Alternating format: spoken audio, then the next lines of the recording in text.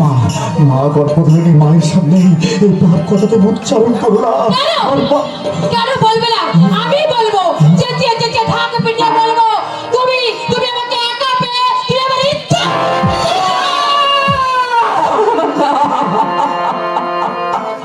আমি বিশ্বাস করি না, আমি কিছুতেই বিশ্বাস করি না। তুমি তো সর্বদা বিশ্বাস করবে না।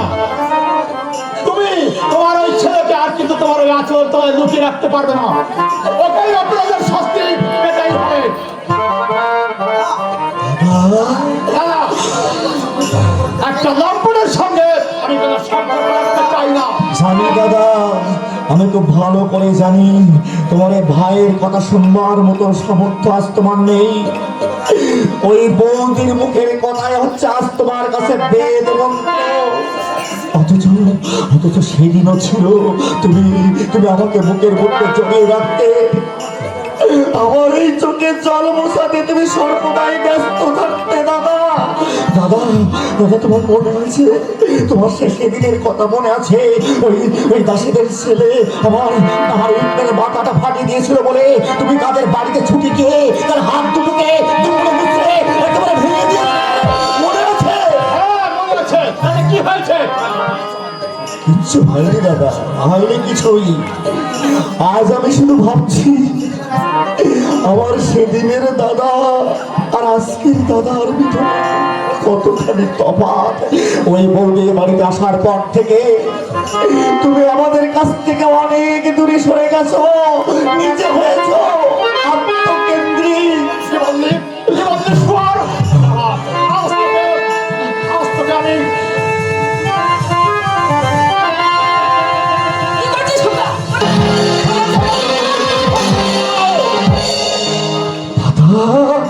দাদা, মাকে তুমি এমনি করে ধাক্কা মারলে? তাতে কি হয়েছে? এরপর এরপর তোকে আরো কঠিন শাস্তি পেতে হবে।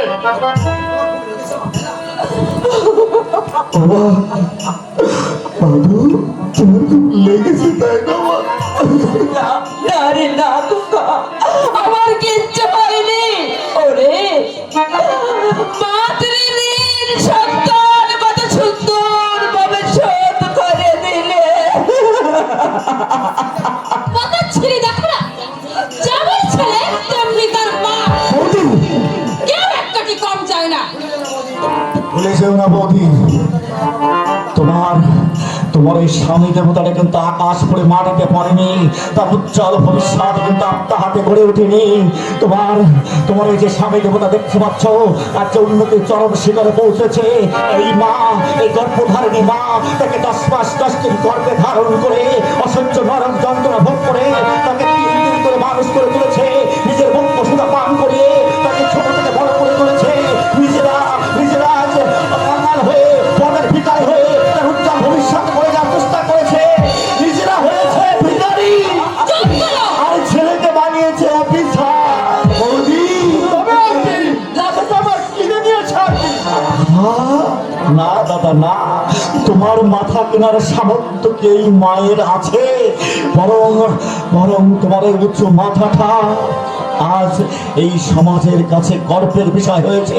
কিন্তু একবার ভেবে দেখেছো, ওই মা যাকে তুমি ধাক্কা মেরে ফেলে দিলে, ওই মা যদি তোমাকে পৃথিবীতে জন্ম না দিত, তাহলে তুমি কিভাবে পৃথিবীর আলো বাতাস দেখতে পারতে? কিভাবে পারতে?